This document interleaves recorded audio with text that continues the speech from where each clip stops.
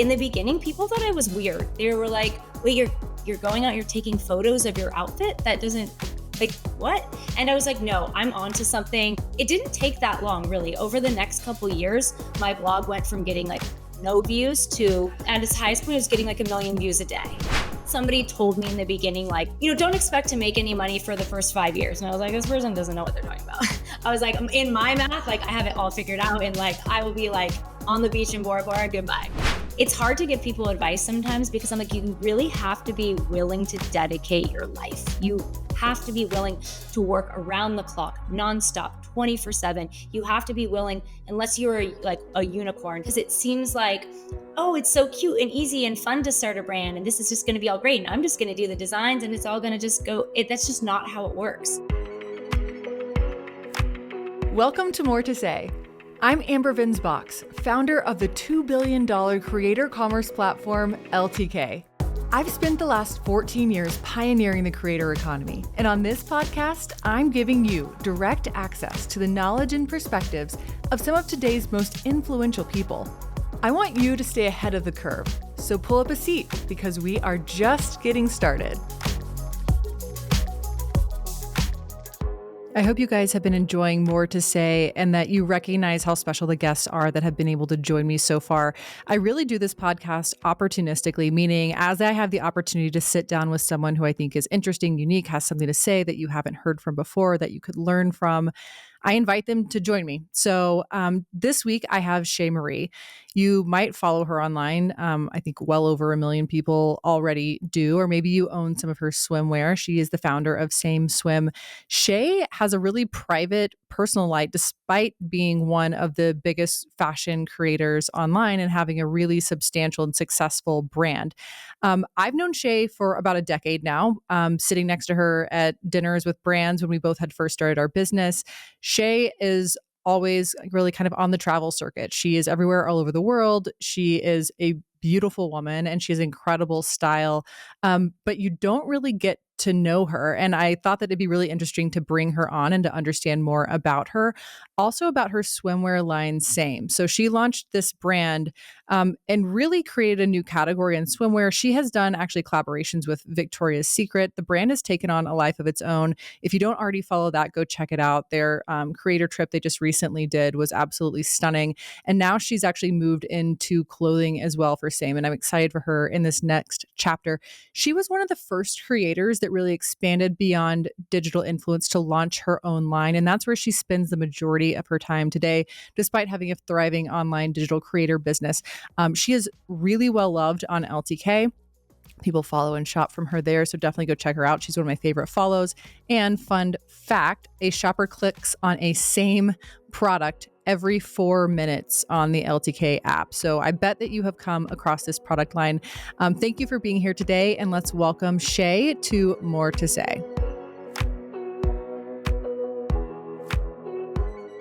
Well, Shea, I've been so excited to have you on the More to Say podcast because I've known you now for more than a decade. I remember going to brand events with you definitely well over like 10 years ago and sitting across the table and becoming a fan first and then getting to work with you at LTK after that. And now just continuing to get to be involved in this industry with you.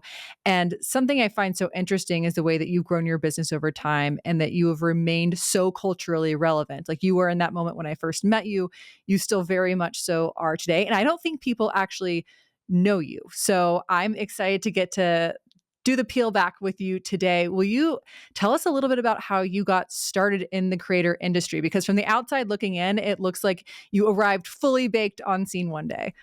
Oh, I'm so excited to talk to you too, and thank you so much. And it's exciting, especially when you get to have conversations with people that you've known so long. And I'm so inspired by your incredible career and journey as well. So thank you. And yeah, so let's like take let's go back into the future or back into the past with to around 2010. Really is when I kind of started.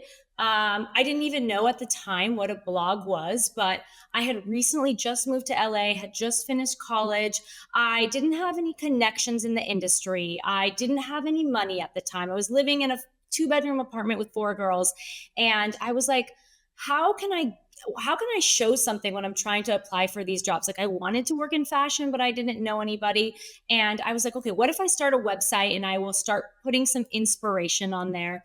It was mainly like, it was kind of like Tumblr, I guess, like right when Tumblr started getting popular. And it was fashion clippings from magazines, things that I liked. And I wanted to be able to basically send this website in with a paper resume and say, oh, so you kind of had an idea of what my style is. And, you couldn't send photos in at the time, it was very different. And so that was kind of where the blog started. And then in that mix, I started adding some photos of myself and what I was wearing too. And this was like, the quality of these photos was not it, right? It's not what we had today. But what I did start to realize is that those images of me specifically started being reshared on different Tumblr accounts. And it was before Instagram, right? And I was watching this happen, and there was probably about 10 other girls during that period that were doing like a similar thing. And I was like, this is going to be something. Like, I know this is going to be something. So I made it a bit more of a priority to kind of share more of what I was wearing on my blog. And in the beginning, people thought I was weird. They were like, wait, you're going out, you're taking photos of your outfit? That doesn't, like, what? And I was like, no, I'm onto something. I see this happening on the internet and it is going to be like a big thing. And so eventually, it didn't take that long really. Over the next couple years, my blog went from getting like no views to at its highest point, it was getting like 1 million views a day. And it became all about me and what I was wearing. I'll say I want everyone to realize too that, okay, so the blog was Peace Love Shea, which I also do want to come back to. Yeah. Also, this is before social media. So when you think about like a blog getting 1 million people showing up, like that's actually like magic. Like there was a spark there. I do have a question for you on that, because not only did you have 1 million people coming to your blog, but now you have over 1 million social media followers. What do you feel like, was there a recipe for both, or like, what was that spark? A lot of people, when Instagram came out, a lot of people followed me over from my blog to Instagram. And as I saw the popularity of Instagram increase and more brands starting to do deals through Instagram, I put less focus on the blog and more focus on Instagram. And they just kind of naturally followed me over until at some point I didn't even need to do the blog anymore because Instagram became that. What year would you say that you stopped the blog? Probably around 2015. I think, when was Instagram? It was like 2012, 2013. Exactly. Yeah. I think it started really taking off 13. By 14, we were like everyone all in. So I would say probably around 2015, I was done with the blog because at that point, every single social media job I was getting, the priority was all Instagram. And it was also easier, right? Like you could take a photo on your phone. Whereas before I was having to, I had a professional photographer taking photos of me and then you were uploading them to your computer. It was this whole thing. Instagram made everything so much more instant and quick, but it also did help make it easier too for creators. Was that hard for you to let go of the blog? By the way, I have also let go of my blog, but I would say I was like kind of dispassionate about it because like you said, it was just like so much easier. I get quick feedback. Like I could see in the data, and I have the opportunity to have this 100,000-foot view of everything that's happening in the space. And I could see that it wasn't a growth area. And so I stopped doing it. But for a lot of people, when consumers shift, like technology changes, consumers shift, they're doing something else, but it can be really hard for people to let go of something because they feel like, it's time and money invested. Was that like a hard decision for you, or was it just like, thank God I don't have to do this anymore? Because it was successful. I was ready to move on. Yeah, I was ready to move on from it. At that point, I had been doing it for probably 5 years and I was very dedicated. There was a time where it was every single day I had to post my outfit and I had to go out and take professional photos and upload them and go through them and edit them. And I was ready to move on from it. It's also at that time was when I was looking for the next thing, which is when I started my brand. So I was ready to move on. Yeah. A question on the 1 million followers thing on social media, because that's an achievement that not many people get to come to. And when I think about like the recipe, I remember back in like 2013, I had launched my Instagram, but I was still mainly a blogger. I was at an event with Julie from Sincerely Jules, and she was like, Amber, you need to start posting every day, and every other photo needs to be a picture of you. It can't just be like a scene or a photo that you've taken. Yep. And I think of that as like the recipe that she was giving me. I think about, Kiara, who was posting every single hour around the clock. I think you guys actually were good friends, if I remember that Yeah, we correctly. were, yeah. How did you think about like your recipe in hitting that number?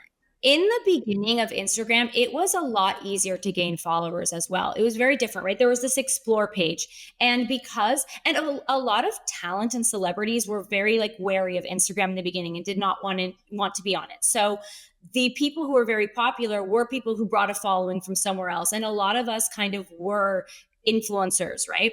And and it was really easy to gain followers because there was this explore page and I was always on the explore page. People would find me there. And so I did gain a lot of followers very quickly. And yeah, I remember hitting 1 million. That was a major milestone. That was very exciting. It kind of took you to like the next tier, right? You're very it legitimized you if you were at 1 million followers, right? So that was very exciting. But it happened really organically. It's hard. I didn't have like a plan or a path for it, right? There was a lot of, being consistent and posting every day and things like that. But it was so much harder now to gain 1 million followers, I would say. Yeah. Unless you hit a viral moment, right? No, it absolutely, which is a whole path of its own. So many of the creators that people follow are sharing constantly. They're sharing intimate things, about their sister's bad hair color job. Like, everything about everything, right? And like that is a path that's the most common path. When I think about you or Mariana Hewitt, for example, I think about people who have this like hyper engaged fan base that follows you everywhere. And that's a large fan base, but you're both very private people. Why do you think that works for you in your business? I don't think that works really great if you're trying to be a creator or an influencer, especially today. I think you have to be really open. People are more engaged with people who are sharing everything. They're more engaged with people who they know everything about. But I'm inherently a very private person, and I've never been someone who's super comfortable talking into the screen. And that's why I never got into YouTube and we're, especially since I started so long ago, there was definitely a time where my managers were like, you need to get into YouTube. Like the YouTubers are making so much money. And I know that I could have done that, but I just didn't want to share my life in that way. I've always been someone who likes to be the behind the scenes, a creative and a designer, an entrepreneur.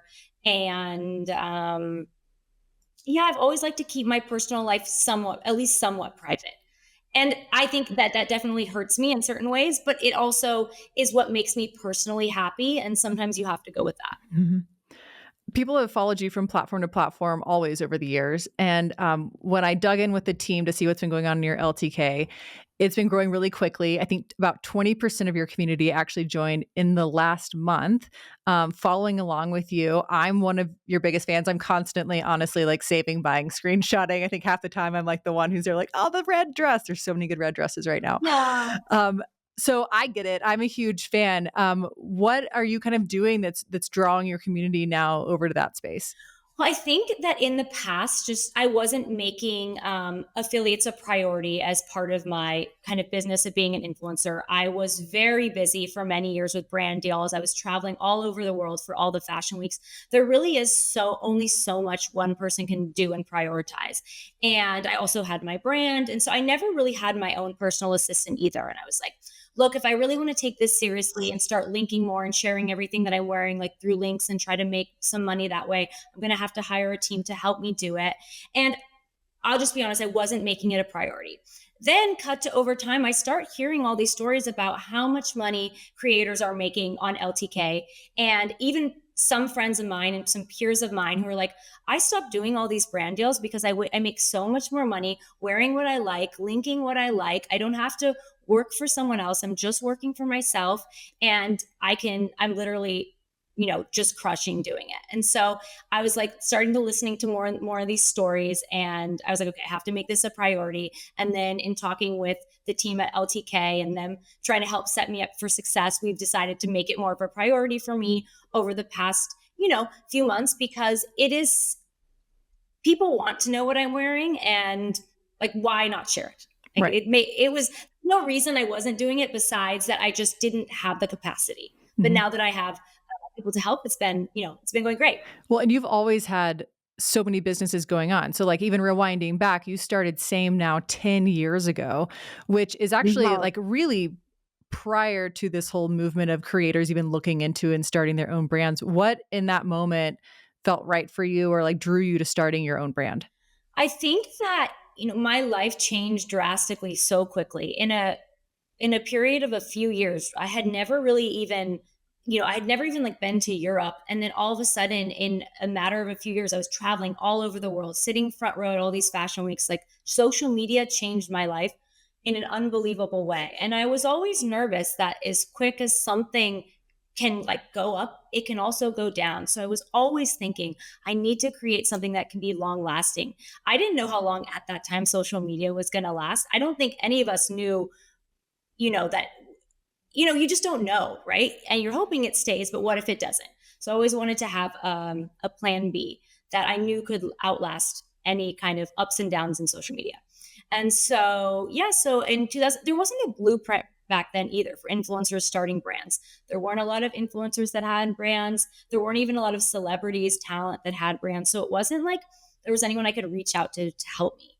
And so, really, the first 4 or 5 years of Same, it was kind of like a mom and pop shop, like me just figuring things out on my own. And I had a friend who had a swimwear factory. And I was like, I have this really good idea for swimwear. I don't think it's been done before. And back in 2015, the swimwear industry was very different. It was like swimwear was meant to be literally just worn to swim in and then quickly covered up. And I was like, I want to make swimwear its own true fashion category. And I have a really good idea and I have a great design vision. Do you want to do this together? Right. Because I didn't have the money also to start a brand on my own. So he and I partnered together on this and we're still partners today. But it took a long time for us to get into a flow and to get into a place where we actually operate like a legitimate business. Mhm. Tell me about would you consider him a co-founder or like what are y'all's roles in the business? Yeah, we're co-founders. I'm the CEO, he is the COO, but really, I kind of handle all design, all marketing, everything front facing, everything that you see of the brand. He handles production, finance, things more on the back end. But really, we're also a small team. So everyone, like, there's no job that I don't do. Everything from, dropping stuff off to the mail to designing everything you see on our site. Like, I do literally do it all. How do you think being an influencer has informed like your business and Same?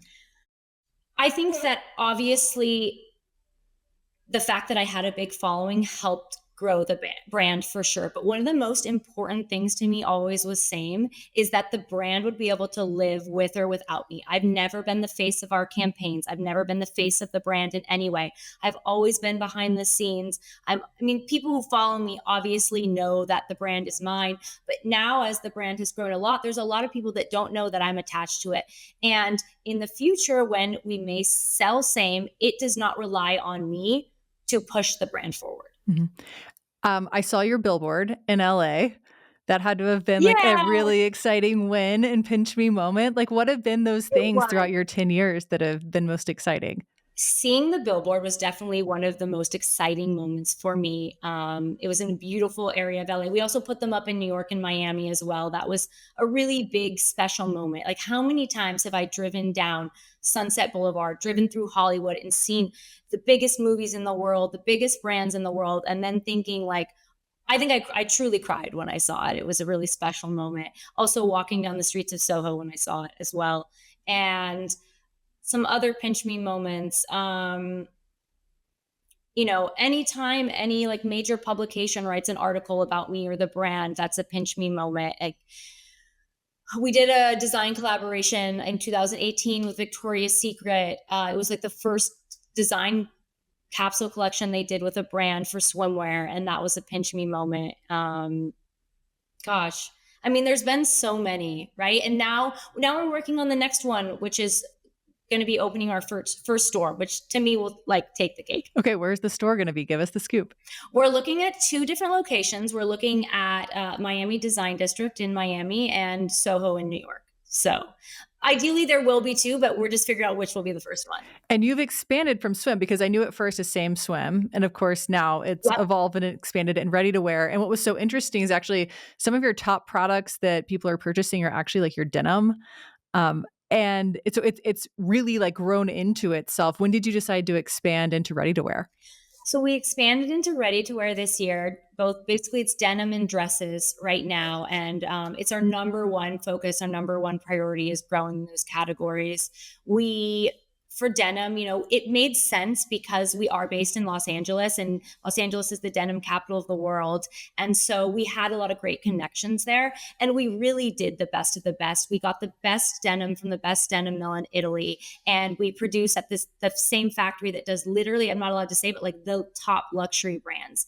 The quality is unbelievable, and every little detail is thought out. We have like our custom like tortoiseshell button, like the every seam was looked after. It's very chic, it's sleek, it's minimal with a bit of a like vintage flair. We are able to sell it at a reasonable price point though, because we are just a D2C brand. So we don't have to market it as much as if you would it to go to wholesale, but really the denim should cost, $800, $900. That's what it's on par with from other brands. Well, it's a beautiful pair of denim. And actually, I clicked through on your LTK, expecting like a vintage or, something from a designer brand that I, typically am shopping. And when I landed on same, I was like, Mhm. wait, what? And then I kind of went down that path Yeah. because they have that beautiful vintage look to them.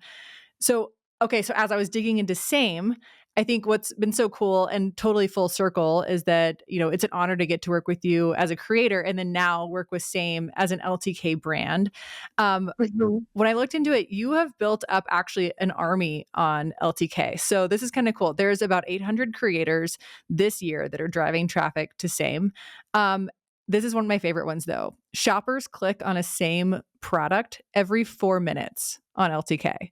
It's pretty Wow. Oh my overwhelming, God. to be honest with you. This year, they're loving all of your kind of like faux suede products. And I'm curious now, like it's one thing to have, a beautiful product. And obviously you've dedicated your life and your business. This is like where you're spending your days here.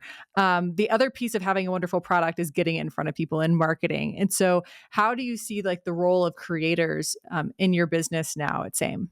Creators are like invaluable to us, and we've been so lucky that people love the brand organically. We do gifting, but we've never done any paid influencer marketing to date. People want the product. We have everyone reaching out to us on a daily basis. All your creators, we have celebrities, everybody, and it like nothing makes me happier than knowing that people want our designs. So we've been really lucky in that department, and I think it's a testament to the quality of everything that we offer, to the design. We've like kind of built this reputation as being a trendsetter in the industry. Same has pretty much started every trend in the swimwear space over the past decade. So I think people kind of look to us for that, kind of having fashion forward, cool it girl designs. And we're hoping to continue that as we move into ready to wear as well. But we're really lucky that it's been so organic. Hey guys, taking a quick break because I've been working really hard on my gift guides for you guys, and they're all on my LTK at Amber Vin's box. So you can click over to the products tab and you can see all the guides that I have created. I want to do a specific shout out for one brand that is new to me, but that I'm loving. I shared it from our trip to New York. I have bought a few pieces from this new brand, well, new to me, called Quince. If you follow me, you probably saw Baxter had this really cool, like, brown leather trucker jacket, and he had a cool kind of cashmere, just gray, circle neck pullover underneath it. He got so many compliments the whole trip. The security guard asked him if he was a celebrity. He did look great. So, I mean, I get it. I shared that on my LTK. That was actually my most sold products this week. Also, Birdie, I bought my kids these cashmere sweat sets. I think they're under $100, and it's like a cashmere pullover hoodie and the matching pants. Birdie wore it out the door to school today. I will say it looks very put together. It's like super comfortable. So I got those for my kids for gifts. I've just started ordering myself some pieces. They have really cool button-down cardigans like the one that I have on. I really kind of can't get over the pricing. Like most everything is under $100. I really don't know how they do it. I guess that's the perk of being direct to consumer. But anyway, they ship really quickly. I've now placed 3 orders with them. I'm really happy. You can find that stuff in my gift guides or on my LTK. If you're shopping for kids, especially, go check out my LTK because it's everything that my kids absolutely love. You won't go wrong. Everyone will be happy. Thanks for following along. Be sure to subscribe to me on LTK at Amber Vin's Box. Has your perspective on the fashion industry changed over time? Because obviously you started as a creator, you had aspirations to be in that space for a long time. Like you said, you've been all over the world. You've been at these shows, you've owned a swimwear line and now a ready-to-wear line, have a really successful marketing arm of your business as well. Now that you've seen it all, what is your perspective?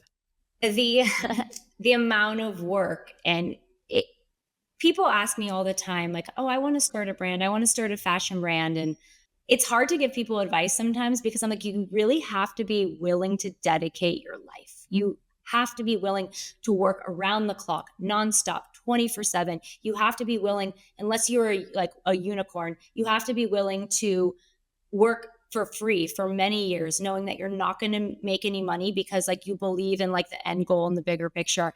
And that's, it's, you don't see that because it seems like, oh, it's so cute and easy and fun to start a brand. And this is just going to be all great. And I'm just going to do the designs and it's all going to just go. That's just not how it works. So I think you have so much more respect for people in the industry, respect for people who have built brands, and knowing how much work you've put into it on your own.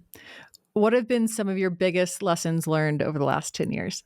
I think when I started Same, I was like doing the math in my head. I was like, okay, if I sell 5,000 swimsuits at X amount of like dollars, I'll be a millionaire very fast. And that's not how it works at all. And I remember somebody told me in the beginning, like, don't expect to make any money for the first 5 years. And I was like, this person doesn't know what they're talking about. I was like, in my math, like I have it all figured out. And like, I will be like on the beach in Bora Bora, goodbye. And yeah, that is not how it works. And what you realize is that even when you do start making more money, you want to grow the business. So you put everything back into the business. And I guess that would be, and that's like the number one thing I tell people, like, don't expect to be making money right away. Like expect to be dedicating all of your time and getting nothing back for it for a while. Mm-hmm. If ever, right?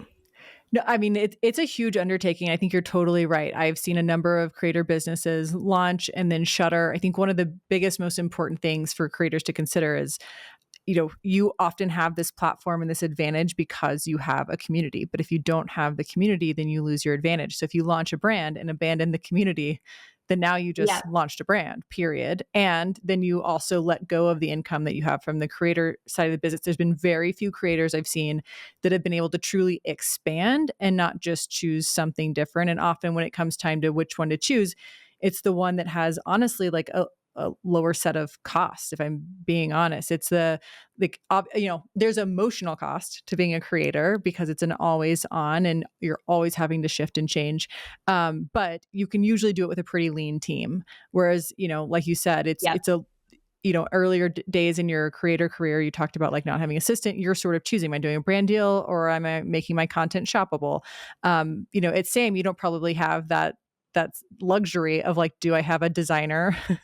Do I have a CFO? Like those are, you just have to have them. And so I do think that I'm glad that you mentioned that because I do think that people really underestimate what it takes to run a brand and a business. It's not a side gig at all. No, it's not. And that's been something I've constantly struggled with over the years, balancing everything, right? I used to be much more involved in, being a creator and an influencer and working with a ton of brands and traveling all over for Fashion Week. I wasn't able to do all of that and focus on Same full time. And I think at some point, like I had to make a shift and decide where my priorities were going to be. And I think that there was a period where I was like, I'm going to make less money than I was making to focus on Same, but I see a bigger picture and a bigger end goal here. And that's a hard decision to make, right? Because you're just hoping that it works out that way. Mm-hmm. I noticed that there is a time for a lot of us, especially been in the industry for a while, where there's some kind of decision point of like, am I going to keep traveling? Or, for me, I'm having to say, is it yes or no based on kind of candidly just caring for my children of like, I could go to that event. It'd be really fun. Yeah. But also I need to teach my kids like to do their homework and to read at night. So there, but then there's also the business side of it too, right? Of like, I'm going to post less or take less gigs or in my job so that I can, focus on building that business. And there's definitely decision point. I think one of the coolest things, at least for me, and what I think I'm seeing for you too, is saying no just means that you have a life that's more curated and honestly is like just as beautiful, if not more beautiful, because you're doing like the right things and the things that kind of give you balance and a long-term perspective. 100%. Shea has done an amazing job with her brand and building up a huge army of creators who are just super fans and sharing her products all the time. And of course, that's why people are clicking on them every 4 minutes on the LTK app. I know many of you guys that listen are also brands and maybe likely using LTK tools or thinking about creator marketing. So I want to share just 2 new innovative tools that the LTK brand platform has launched to help brands connect directly with top performing creators, to build those authentic creator partnerships and to scale their impact faster than before. We just launched LTK Leaderboard. So this is powered by LTK AI. This is an all new custom dashboard that gives brands direct access to key insights on top performing creators for them. This is all powered by LTK AI and it's real time data. So if you're a brand, this empowers you to make informed decisions and build powerful partnerships with the most robust data set on creators that instantly identifies these top revenue producing creators for your business, your top organic performers across every social channel, including LTK. We're looking at the top revenue producing creators across the last 90 days.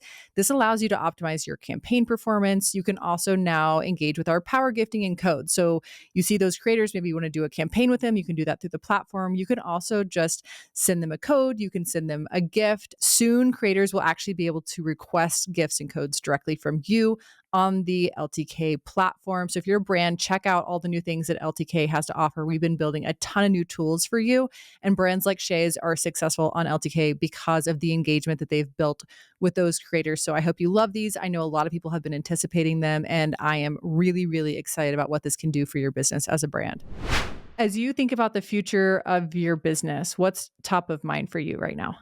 We're in a really big growth period and it is an exciting time for me. It's also I'm very nervous because I'm learning a lot right now, learning a lot about business. I'm learning a lot about the next steps. Everything for our brand so far has been self-funded, which is amazing, but it's risky, right? You're all the decisions you're making, it's your own money at play.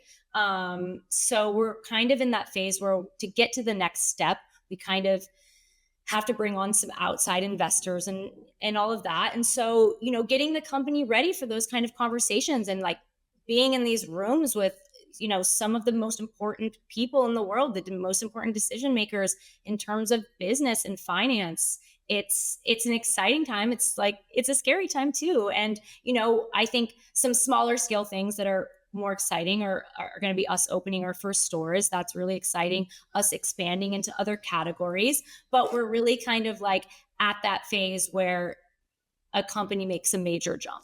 And I didn't go to school for business. So I'm learning all this as I go. And, we have, amazing people kind of on our team and consultants and things like that have been helping. But it's like when you realize there's a lot at stake, it's a very interesting time. Mhm.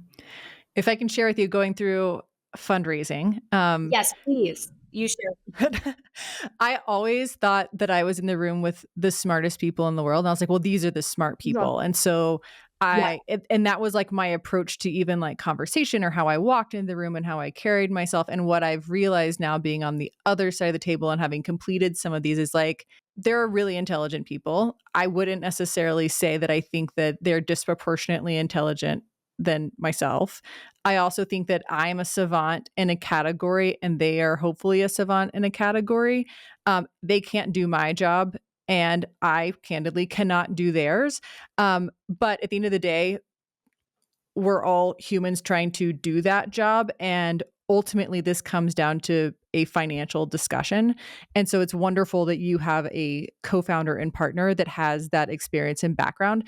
I would also tell you to like, don't let anyone rush you and don't let anyone, Yeah. if there are certain terms, like reading the term sheets was the most miserable thing that I ever did. It made me super angry because I felt like I was being really taken advantage of. I was like, no, but I did this. Like, you can't have it. You can't put 10% in and then control my business, which if you start looking at the terms and collecting them, it's like, well, if they control X, Y, if they control these like 5 things or even these 3 things, they basically control the business without having control. And I have found it's okay to vocalize those and then ask people to like unpack it. So even in the room, be like, hey, I noticed this term. Tell me more about that. Why do you need that? What do you think that means for me? How do you plan to use it? And sort of press people. And honestly, I used my ignorance and was just like, hey, I just don't understand. And so I want you, and honestly, sometimes forcing people to explain something actually makes them say out loud, well, this thing was really going to take advantage of you. And if they can't defend it, then you're like, okay, well, then we can just probably go ahead and take that one out because it doesn't make sense for what we're doing. So don't think that you're less intelligent, and honestly use, Yeah. like I said, use your lack of education in that area to make people do the work of explaining themselves.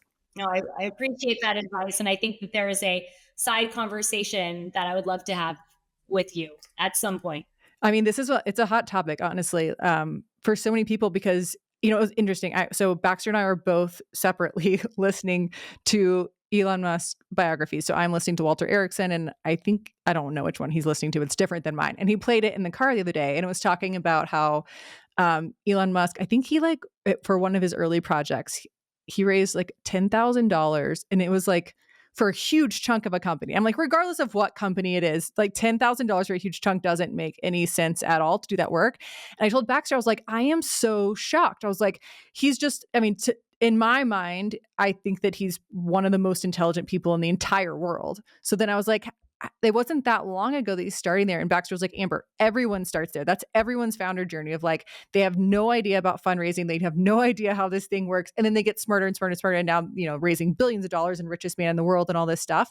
But it honestly made me feel a lot better about myself and my, financial acumen or fundraising acumen, because it is something that's developed even for the Elon Musk of the world. So I think we can feel really good about that. Yeah, right. We all have this kind of learning journey.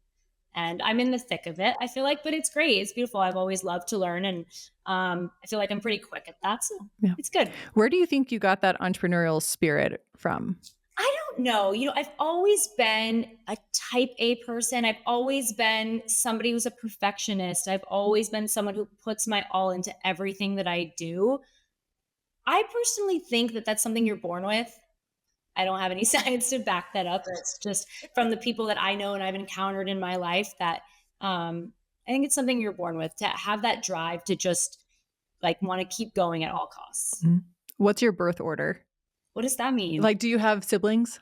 Oh, I thought that was like an astrology question. I'm not into astrology. So I was like, people always ask me astrology stuff or like, what is your birth time? This and that. I'm like, no. I'm a realist. I don't do that. Birth order. I have one younger brother, oldest. Okay. So oldest child. So I am as well. I'm reading, someone actually just recommended to me this birth order book to probably understand myself, but also my kids, and their application is also very much business. And so understanding who you're talking to, it was a good one. Actually, I've just started it. But I will say if people are looking for books, birth order, I'm just listening to it on Audible, like as I put my makeup on in the morning, but it's talking about actually from a client perspective, if you can understand who you're speaking to. It mentioned that like if you're speaking to a firstborn, for example, that to be like highly rational, also be honest about like where you like your shortcomings, what's like, in this sense, like for a business perspective, because firstborns really appreciate the rational, they trust the kind of that honest integrity. And it was saying like if you're dealing with a baby of the family, like figure out what their like passion points are. And it's like that person, for example, you look over and they've got golf clubs in the corner, that person wants to be taken out for golf, they have a very short attention span. Buying them a round of golf is actually going to win you the business. But with like an oldest child, for example, they want like a short, tight, efficient meeting where they're like making the best decision. And I thought that was really interesting to apply. Like if you could figure out from your customer perspective, like who you're handling. That's so interesting. Oh my gosh, it's going to be like a new question on the questionnaire of like, yeah, that's funny, birth order. Oh, for sure. Okay, I learned something new. I mean, I didn't know the term, but yes, I understand. No, it seems like it's influential. Yeah, I know. I believe that. Okay, Shea, where can we follow you? How can we continue to support you in your journey? Aw, thanks. Well, I pretty much only do Instagram. I can't pick up another form of social media at this point, so I'm an Instagram girly. So Shea Marie on Instagram. Obviously, you can also follow the brand, which is same.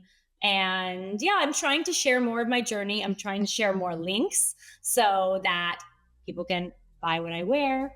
And yeah. Awesome. Cool. Thank you so much for being here and for sharing your story. We're wishing you luck through this fundraise and cannot wait to visit your store. Amber, thank you so much for having me. I'm so excited to be here.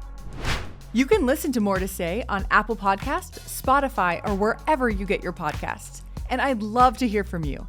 Share your comments and questions in the reviews section, or you can reach me at Amber Vinsbox on LTK, Instagram, or LinkedIn.